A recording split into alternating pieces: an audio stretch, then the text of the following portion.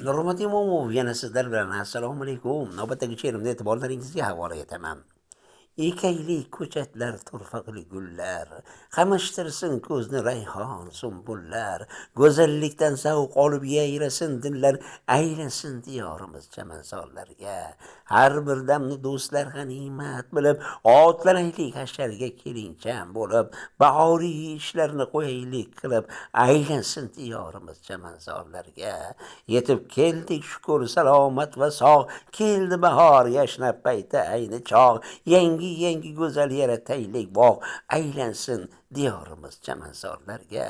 Behuda o'tmasin bugun vaqtimiz, ko'rsatib qo'yaylik qani shaxtimiz, quchog'ida hammamiz topdik baxtimiz, aylansin diyorimiz chamanzorlarga. Nurmat Imomov, Qashqadaryo viloyati G'uzor tumani. Omon bo'ling, qadrli muxlis.